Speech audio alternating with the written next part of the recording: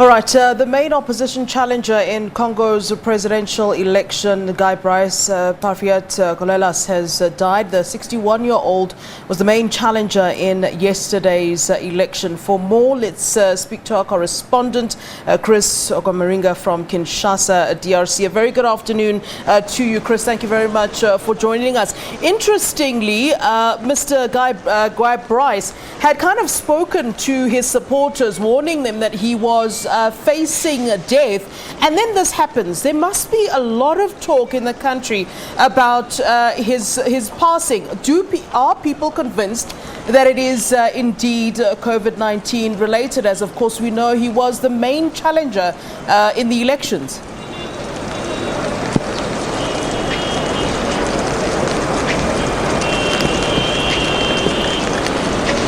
Yes, it is indeed a sad moment for people of the Congo Brazzaville after learning of the death of Guy Brice Parfait Kolelas. He died on Sunday, and authorities there say it was COVID-19. He tested positive for COVID-19 on Friday, and he missed out a campaign rally. He was admitted to a private hospital on Saturday, and there was a video that has been circulating on social media where he was wearing an oxygen mask.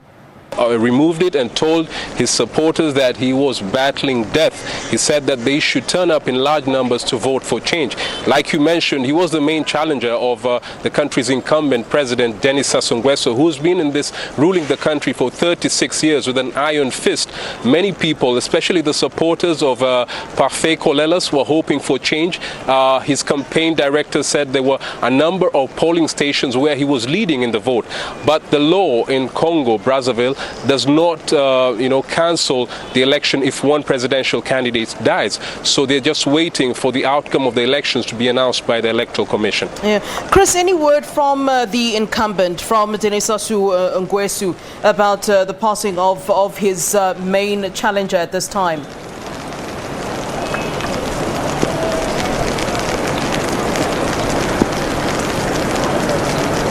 Well, President Denis Sassou Nguesso, after casting his votes on Sunday, he actually wished his rival, Parfait Kolelas, a quick recovery.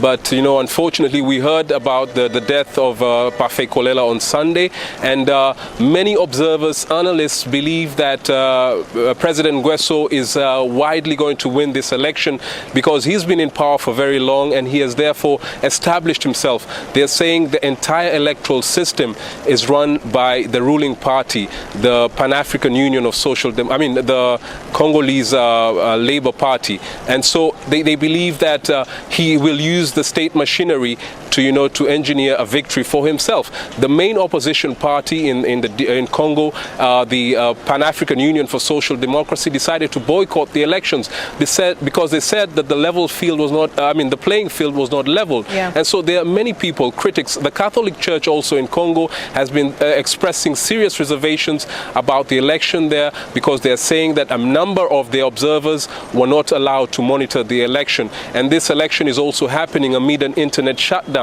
And so people have cast their votes peacefully, but they're waiting for the outcome around Thursday, when the provisional results will be announced. Yeah, it's clear, of course, that Kolelas was the strongest challenger for Nguesso.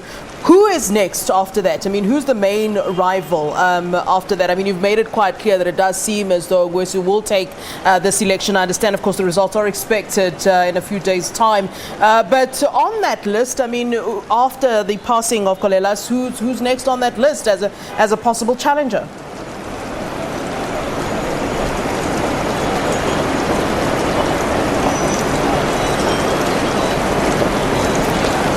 Well, the people in Congo Brazzaville have been going through an economic crisis that has been worsened by the COVID-19 pandemic. And so very many people who we've spoken to in that area are yearning for change. But then the president and the entire, his establishment, the government, have been in power for very long. They hold a lot of power, and many people, like I mentioned earlier, believe that he is going to win this election. And so people are saying this is just a formality. They're going for the election, but they know the outcome. Yeah. Obey the circumstances. Would you say, Chris, that this has been a generally peaceful election period? What more can you tell us about this time of elections in the country?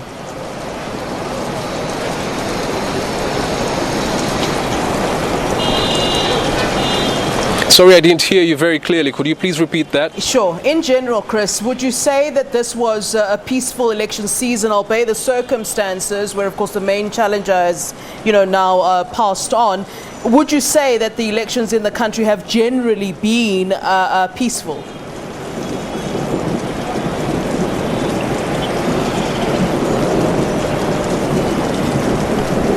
Well, if I heard you correctly, now after the death of Parfait Kolelas, I mean, the law I mentioned earlier, the law does not, cancel the election after one of the candidates dies, and so the entire process is going to continue, just like it was planned before the campaigns began.